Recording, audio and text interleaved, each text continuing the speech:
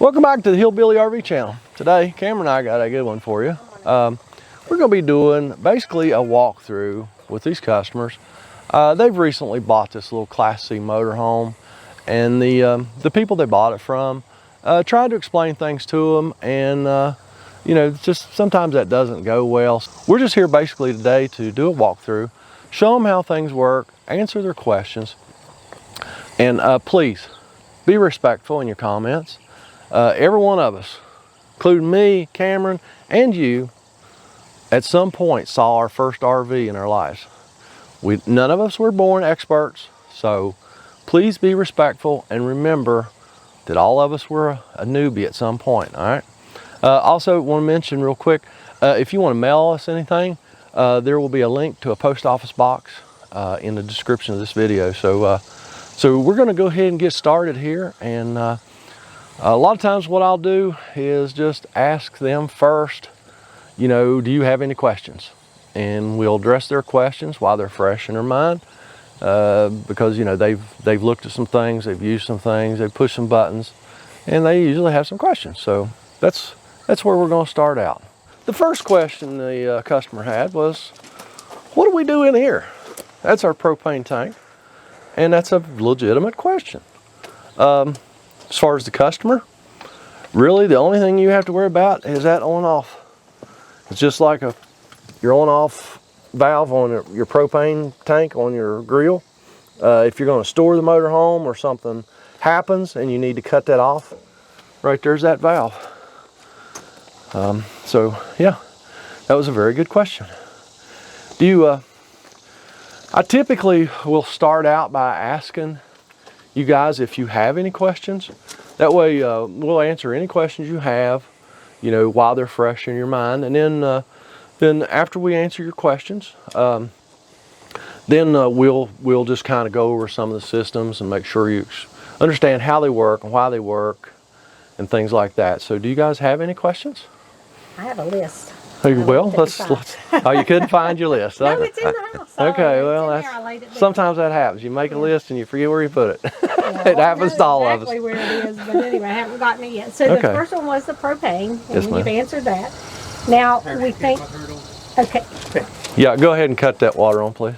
Let's don't plug it up right yet. Just don't hook the hose up right yet. Don't hook it up yet, you know, just once he turns it on, just make sure it works.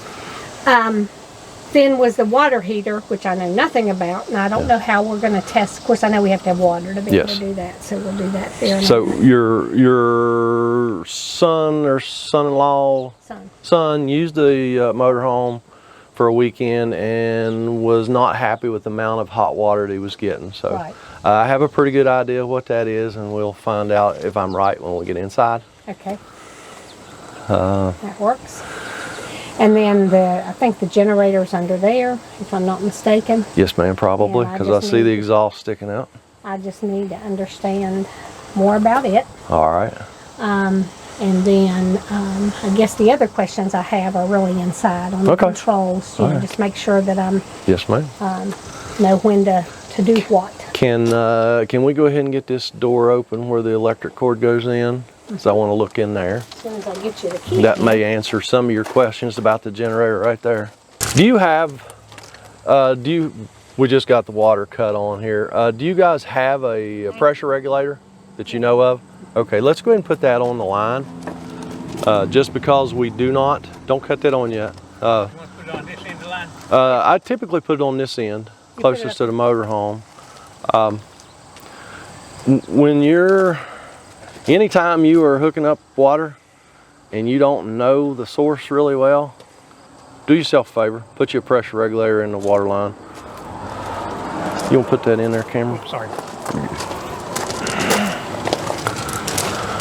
You can help him with it. Yeah, it's just, you'll turn that the opposite way of what you'd think, because you have to screw it off the hose.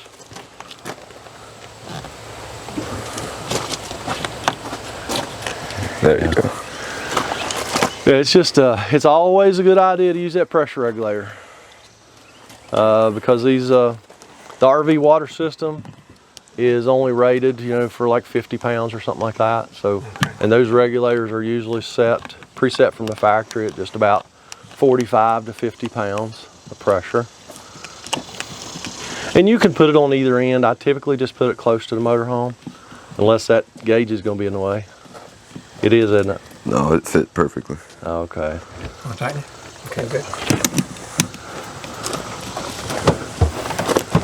Well, since that regulator's so big, it might be better to put it on the other end, but we'll leave it right there for right now. Yeah, it fit. Okay. Still All got right. a little space. Now we can cut the water on.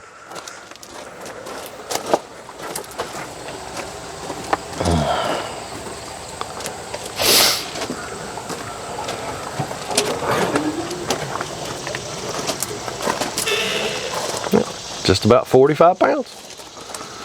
All right. Okay, so I wanted to look in here at the generator, or in the short cord hole, because I wanted to make sure that there's not a place to plug the cord in for the generator. So there's not. So that means this motorhome has an automatic transfer switch. So then we're getting the door open to the generator. Here, we can just latch this one here for a minute, and then that one should stay right there. All right, so we have a Onan generator, probably a 4 kW. Yes, we do. So do you have questions about the generator? You use the generator only when you don't have electric, is that correct? Correct, yes ma'am. Okay. That was where I was. You can, a lot of people will use that to, when they're driving down the road, so they can use the roof air on the motorhome. Okay. Because if you're driving and it's very hot, the dash air will not cool that whole motorhome. Right. Okay. So you can run the generator going down the road. It's perfectly fine. Designed for that. So you can run your roof air. And of course then if you're dry camping, which means you're probably not going to have access to electricity. Say you just pull over in a parking lot or something at night when you're driving and you want to just spend the night, use your generator. That's what it's for. Okay. And there's a remote start inside. There's a remote start and stop. So the only thing that you might want to know about out here, go ahead and pull that cover off, Cameron. Show them where those two latches are. Just swing those latches and that cover comes out at the top. There, that yellow cap is where you check the oil. Okay. And typically, you can go ahead and spin that thing out of there, Cameron. Typically these microlights, these Onan microlights, it's got a dipstick, but actually the oil will probably be right there. It's a little low, isn't it? Yep. Yep, it's quite a bit low pretty actually. Low, yeah. That's Probably a what you do to half a quart low. On top or of that so. is the full line. Okay. Yeah. Put it in. Wait, do you use like regular motor oil or what kind of? I think your books should be inside the owner's Okay. manual. All right, I'm pretty sure Onan still is just recommending just a conventional oil. You can surely put synthetic in it if you want. Okay. But unless something's changed in the last few years, they still just recommend using regular oil. Okay. I usually use a 1040. Okay. 1040. Yeah, because they do run pretty hot, and you don't want to run that generator for any length of time with that door off, because that disrupts all the airflow. That's an air-cooled Okay. unit, just like a lawnmower, and without that door on there, that thing will overheat. So you guys, well, let me ask you a question. So you've just had it for a little while. Right. You have no idea when the oil was changed on the generator last. I do So might be a good idea. This might be a good opportunity to change oil, and then you'll get fresh oil in it. You know it's got fresh oil in it, and you'll get the proper amount back in it. Okay. So yeah, that might be something you want to consider here in the very near Back future. today? I have to see if I have oil, Okay. but we could probably do that if we have the oil. I think it only holds a quart and a half, something like It's that. 1040. I probably have some. Okay, all right. Yep, we should be able to take care of that. I can look in the book inside. Okay, all right. So now you said you didn't really have very many questions out here. So is there anything else that you do have out here. Was there anything else you need to show me about the hot water heater, or is that more just for like a mechanical assessment, not something that I would be using? Yeah, everything out here is basically, you're not going to be using this unless you guys do your own winterizing, which What I intend to hire you for. well, that's what I was going to recommend, that you at least hire somebody to do it the first time, and if you want to watch and you want to do it the second time, that's okay, but I really recommend you hire somebody that knows what they're doing to do it the first time at least. Right. Now you can change your oil today. Maybe. Yeah, as far as long as I have the oil, yes, sir. I know I'm going to get the oil. Okay. So how often should you start the generator up in the winter? That generator should be, that's an awesome question, Cameron. Now this generator is like all other small engines right now. It's running on a fuel that it was never really intended to run on with the carburetor, is this alcohol in this fuel. So this generator really needs to be run at least once a month. Some people will tell you that it has to, it has to have a load on it. I think just running it is better than not running it at all. So, this winter, as it's stored, you really ought to come over at least once a month. Pick a nice day. Don't pick a day it's 10 below, but pick a nice day. Come over, start your generator, turn a few things on in the motorhome, start the motorhome. And it wouldn't hurt a thing to drive the motorhome. Drive it, 10 miles, bring it back. That way you keep everything, all the oil's moving, you keep all the fuel moving, and you're gonna have a lot less trouble if you actually use it, on a regular basis. So yes, very good, Cameron. Can we start your generator from inside? You can, yes. All right. I guess my other outside question was on this slide. Yes, ma'am. And I purposely didn't slide it out this morning so you could hear it when we run it and everything. Okay. Because I think it's supposed to have lubrication, but I know nothing about how to do that. All right. Well, there's a real gray area with RVs.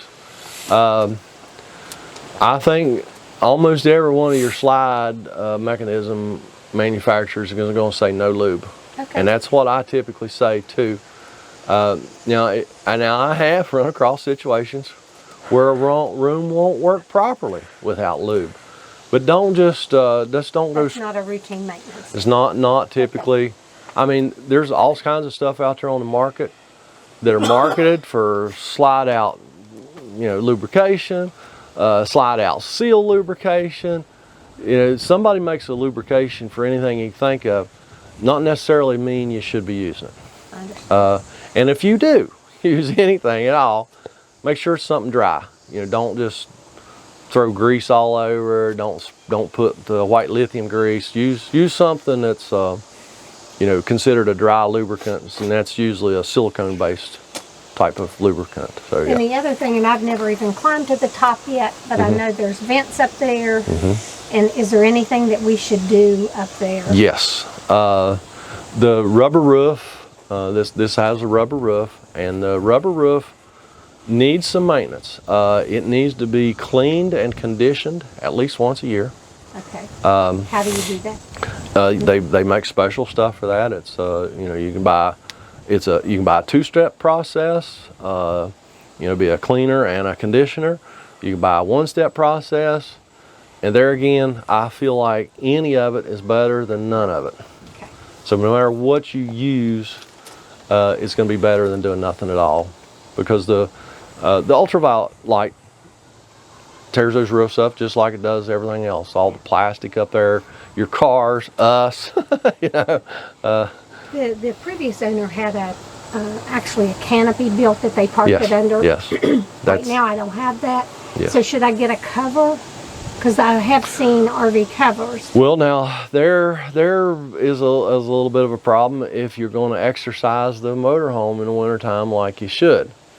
I really recommend motorhomes don't use like an ADCO cover or whatever, because what's going to happen is you're not going to be able to drive it. And I think that's very important for a motorhome. Now, travel trailer, yes. You know, buy one of those really good ADCO covers or whatever and cover it in the wintertime. But a motorhome's different because you really need to drive it. Okay. You need to use it a little bit. You know, like say, even if you just, I mean, take it to the grocery store once a month. You know, do something with it. And that will save you a lot of problems. Come springtime, you get ready to use it and nothing works. So, yeah. So, yes, ma'am. Anything else you were thinking about? And yes, we'll be sending Cameron up on the roof here in a little bit to do a roof inspection. Old dummy me fell off a ladder day before yesterday and really stowed my back up. So I'm going to stay on the ground today, but I will send Cameron up to look at that roof. All right, well, just in case you were wondering, this vent right here is the back side of the refrigerator. That is your furnace. If you are running that furnace, don't lean anything up against that because that is very, very, very hot. RV furnaces are not like residential stuff. Residential stuff now is what, like 95, 96% efficient. These things are like 25%. So most of your heat comes out right there. So be mindful. If you're really cold, just stand out there and just absolutely, that's where all the heat's at.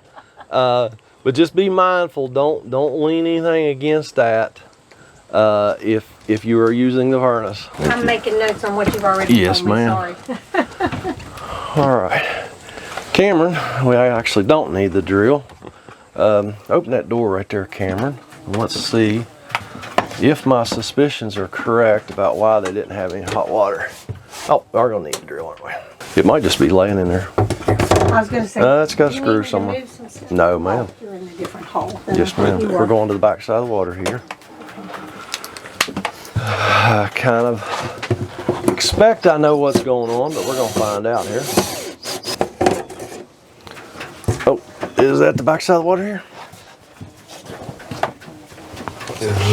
Doesn't look like. Oh, okay. We'll open this door over. Based on what I saw in this door, I'll hand that back to you so I can open this door, and then I've got to get my stuff out of there. Yep. But this is... He can just set it right out on the floor. It's no big deal. Somebody's already been back through there. Yes, ma'am.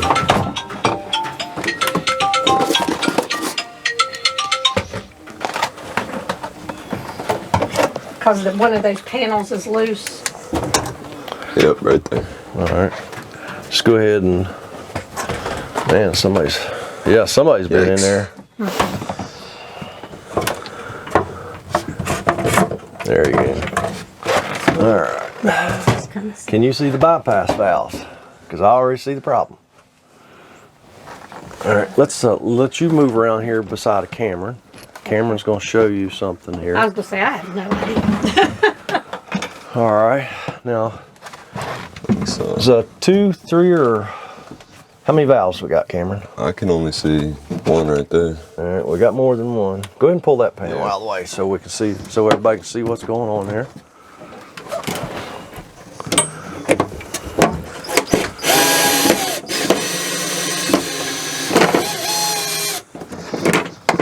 Hold your light. No, that's okay.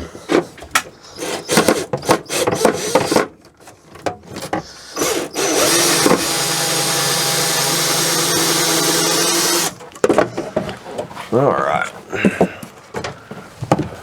So this is a 3-valve system. All right. You see those 3 valves? Two. I haven't found the third one. There's yet. one right here, right here, and then at the Oh, bottom. at the bottom. All Okay. right. Now, what's happened, this thing is halfway between normal operation and winter bypass.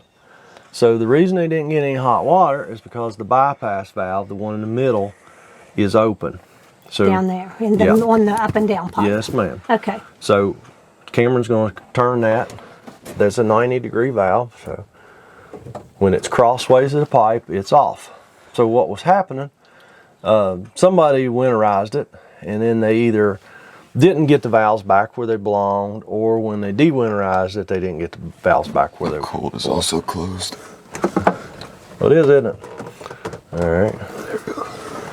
Okay, so now, the only time that you have to mess with those valves is when you're winterizing the motorhome, or de-winterizing the motor home. And you're doing that, so I don't have to So worry yeah, about it now. we'll go over that again this fall when we winterize it. But that's why they didn't get any hot water, Okay. because it was mixing the hot and the cold right there at the bypass before it could ever get in the lines. No, I intend to just, at least like you said the first time, Yes, ma'am. and depending on what I think after I see you do that, Yes, ma'am. it's whether I Well, do it again. I've taught many people over the years how to winterize their own RVs, and I guess that's why I've probably gone from doing 30 winterizings a season to doing 2 or 3. Oh, okay. Maybe subconsciously I didn't like doing I was winterizing. gonna say, maybe that's the thing that you don't. We want to run the slide out because she says it's making a noise, and let's see I'm not if sure it's that a bad noise. It's let's see if it's a normal noise or a bad noise.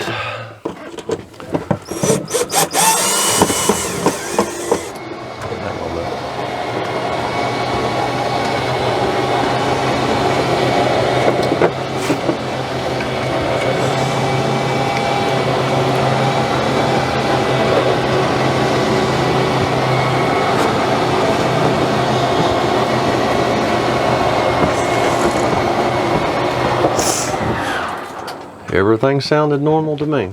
Okay. So was there another noise that you? No, that's okay. the noise it makes, Yeah, but I just didn't know. That is a Schwintech slide system, and it has a motor up there on that corner and on this corner, Okay. and that's what runs that room in and out. Okay. And that's just the motor noise that you was hearing. Okay. No, I mean, you just know the mechanical things you've heard through your life. Sometimes they need stuff, and so I. Yes, ma'am. I didn't No, know that sounds like just perfectly normal noises. Now, how about the refrigerator? Do we have any questions on the refrigerator? I think I'm doing good on that. It says in my book that it switches itself, If it's on auto, yes, ma'am. you know, and it has done. One time it didn't switch back to electric. Okay. And, you know, it had been on gas, and then when I plugged up the electric, it didn't switch back. Right. But the gas cut off, so I had to do it Okay. manually. Yes. No, But yeah, typically you just leave that either off or on auto, Okay. and that way it'll automatically choose between AC and propane, and it will always choose AC if it's available. Right. If Let me it ask doesn't, you a question, Mike. I know it's a kind of a dumb question. but nope, there's about no dumb questions the here. guy, told us as far as the commode. Uh-huh. He said because of use special kind of toilet tissue because Yes. It gets tangled up into the Yes. tank or whatever. Only use RV paper. Only use RV paper, which we have. Yes, and you don't have to buy that at an RV dealer. Just about any Walmart in the world will have RV Okay. paper, and a lot of other places too. But those kind of paper, it don't make you can use it in there without too much problem. Well, it just breaks down much faster. Okay. It's a cheaper paper. Yeah. That's what it boils down to. It's not Charmin. That's for sure. But That is for sure. but yes, and I've never never used it, so I don't know. and never put anything else in there. If it don't come out of your body and it don't come off a roll of RV toilet paper, do not put it in there. Okay. Do not use flushable wipes. Do not flush anything that says it's flushable. Pretty much, except what comes out of your body and RV toilet paper. Okay. So yeah, yeah, that's we'll go over managing the septic tanks here, not septic tanks, holding tanks here in a few minutes. We'll go back outside. We are actually going to go ahead and cut the air conditioner on because it's getting warm in here. Do we have any other questions in here? Well, it goes in the restroom. Okay. The shower. All right. Okay, now it says to keep your, water in the, you should always have some in your. Yes, that's because RV toilets do not have a trap like a household toilet. You've seen the toilets. They got. Right. You see how the water flows. It makes a trap. These have no trap. They rely on holding a little bit of water in the bowl as your gas trap. Okay. So yes, they do need to hold a little bit of water. And then the other thing I was going to talk to you today, real funny. maybe this is the shut off I was looking for. Is that, Yes. Okay. And that does not matter unless you are dry camping. If you are always going to be in a campground where you have access to water, you can put you a regular household shower head on that. They're all the same size. They'll go right on that hose and everything. That is for if you are dry camping. Dry camping meaning you don't have access to pressurized water. Right. So you need to conserve your water in your freshwater tank. That's why they put that valve on the shower head, so you can get in the shower, get wet, soap up, And then cut that off up there, Right. you know, wash, and then rinse, and then, yeah, so that's what So that's do you for. do that too, maybe to conserve hot water? You can. Because that was my, I mean, you know, Well- now that you've turned on my hot water, maybe we won't have as much trouble. Well, now that probably, I didn't really look, that is either a 6 or a 10-gallon water heater, probably. 6, I think. So, yeah, okay, 6. So it's not unlimited hot water. Right. But you can still take a normal shower. Okay. You can't take a 30-minute shower, but you can take a normal shower and not run out of hot water if everything is working properly. Now, what you can't do is, you know, 3 or 4 of you can't take a shower at one time. Right. I mean, You have to you know, back stay. to back to back. Yes. Yeah. Now, the water heater control is probably here. What all's on this wall? No, they're Oh, all that's the just other a- controls are right Oh, here. okay. They're right here. Oh, okay. All right. So, let's see here. We have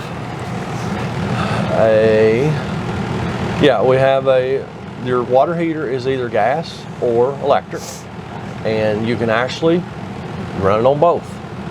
Especially if if you're in a campground, you're plugged in the power,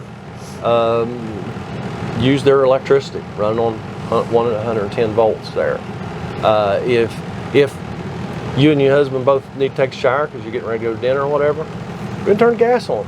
It'll recover twice as quick. Okay. You run the gas and the electric at the same time. Okay. Of course, there's your remote start and stop for your generator Okay. with your hour meter. Right. That's your monitor panel there on the upper right. And if Cameron will push one of them buttons, we'll show it, or the customer can do it. Yeah, I was going to say. I So think- there's the LP. It's 2/3 full, which is correct. We looked at the gauge out there. Okay. Your battery should be full because you're plugged in. The freshwater tank says it's 2/3 full. Well, that's interesting. Yeah. Do you think it's empty? It had been. Okay. Oh, no, fresh. Yeah, fresh. Oh, Yes, ma'am. the wrong answer. Yep. And then your Yeah. black's empty and your gray's empty. Okay.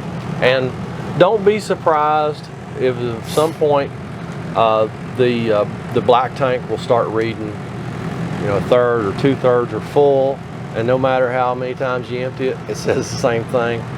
All it takes is a piece of paper. There's just probes inside that tank and a piece of paper. Get hung on that probe, and it will read that forever.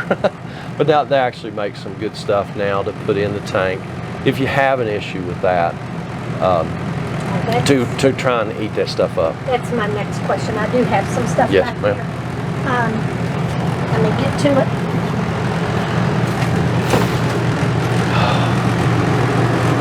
So you can see what's rattling. See if it's something in here. See if it's a grill or something. I had purchased this at a local place. Yeah, that's just So you should always use when it yeah. It's a deodorant more than anything.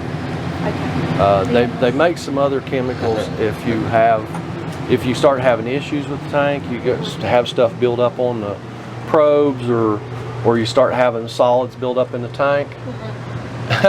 And they make some other stuff, but for typical use, yeah, just It's a connector. deodorant. It's a female connector. Oh, well, Did this come off of our Just laying shoes, on here. maybe. Cameron? That's okay. Did that come I'll off your take- shoes? I'll Huh? take care Did of that it come off later. your Don't shoes? worry about it. You ain't I got didn't that walk much over tread. there. You Yeah. ain't got that much tread. I don't Yeah. either. Yeah. That must come off y'all's shoes. It might have. Anything's possible. I didn't know. I was going to say, I don't know what I've been into. I'm famous for making messes and leaving messes on the floor, but I believe the customer did it this time. I don't know. But it's not. It's nothing that keeps So you this taking man care of. disconnected it. I don't know. It doesn't look like it was actually crimped, but I noticed when we turned the air conditioner on, it was had a little rattle, and Cameron found an electrical connector up in there rattling around. So Cameron took care of the rattle. Way to go, Cam. Are you gonna say anything today, Cameron? Are you on strike or? I did say something. Oh, did you? That's that good question right Oh, there. that's right. That's right. Okay. I give me some credit. Sometimes he goes on an actor's strike or something. I do notice somebody is either it fell down or somebody took down the smoke We're detector. changing it. Oh, okay. Yeah, we've got. Yeah, actually, I bought a combination one. Pop it in there and see if it'll quit rattling. That's funny. That's the same rattle it was making. What's Probably that? It's clean anyway, then. I can give it a bath before we put it out. Probably not a bad idea. They are pretty dirty. I don't know why it's rattling. Well, the electrical connector wasn't all the rattle, was it?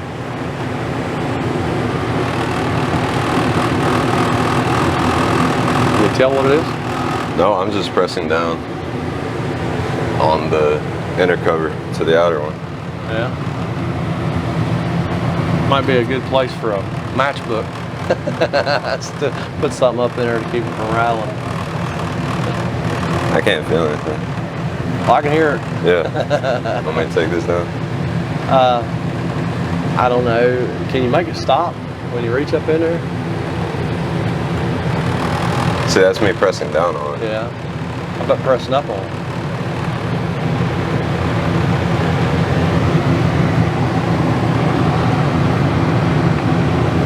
Get a screw and shoot in right there and see if it stops. We do still have a rattle here. Cameron's gonna go get a screw and shoot right there and see if that rattle will stop. That's a really good question. All right, so now what was that question? The question was on the, well, it'd be close to Cameron, close to my husband. Yep. Do those add better airflow if you open them? All right, what those are quick cool. This is a quick cool sealing kit. If you close these, what it does is sends more air through the ducts. Okay. So if everybody's in this room, it's going to be really hot. Definitely open those.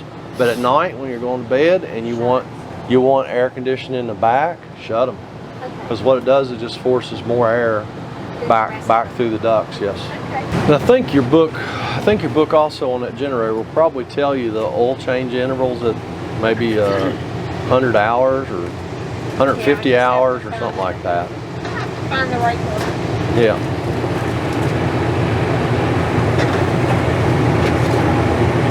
What are you finding, Cam? That's just a piece of string.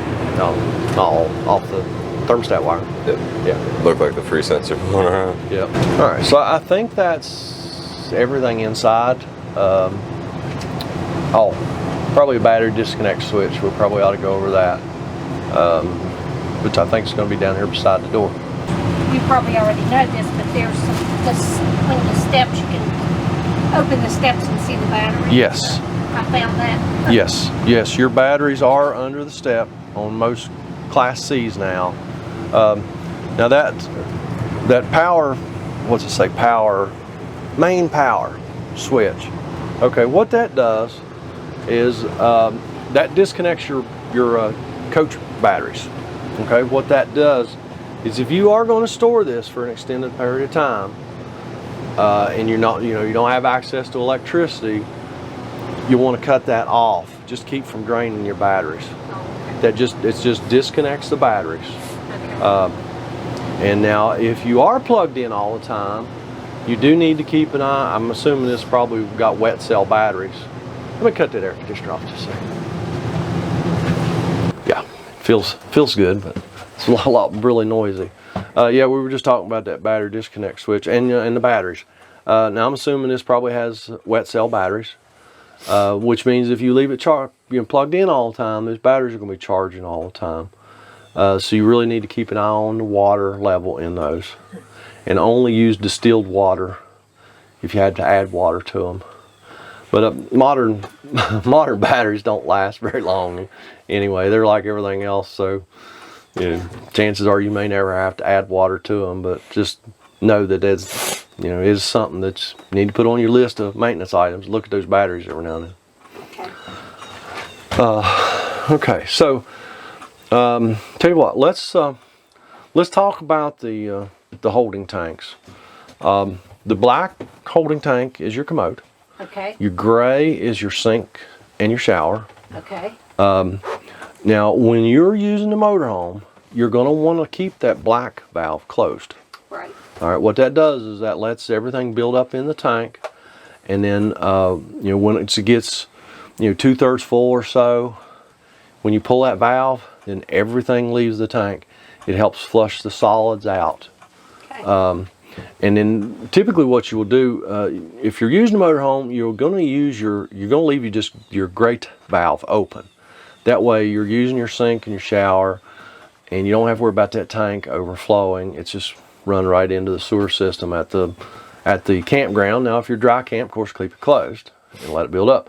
But what you want to do is you'll get a feeling for when you need to dump the black tank, and a day or two before you need to dump the black tank, close the gray valve, let that build up a little bit. What it'll do is you pull the black, and once it's done, then you pull the gray valve, and it just flushes your hose out, your sewer hose. Okay. Keeps everything cleaner and less messy, let's say. So that's and I'm sure you know where those valves are outside. Yeah. We've successfully accomplished that. All right. Well, that's more than a lot of people can say.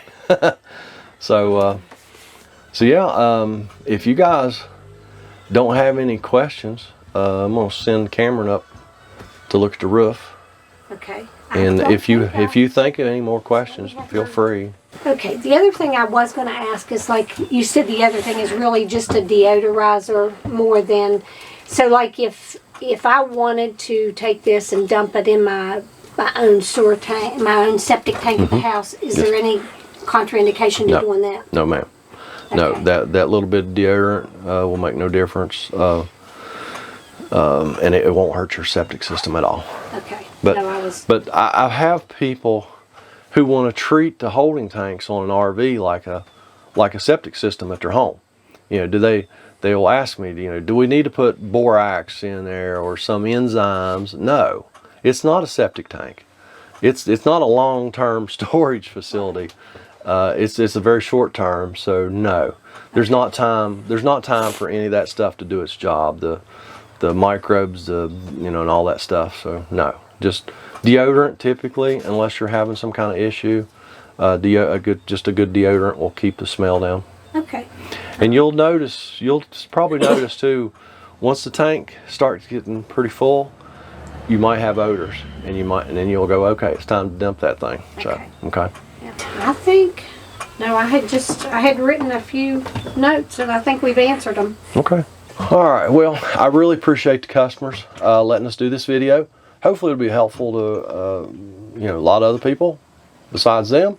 And I am gonna send Cameron up and look at the roof. I'm not gonna let him take the video camera up there, just because I just soon him concentrate on walking and not be dumb like me and fall off something. So we are going to change the oil on this generator today, just because they don't know when it was changed, and it is low. Quite a bit low, so we're just going to change oil on it real quick. But I think that's all we got for today. Like I say, please be respectful, okay? And let's keep.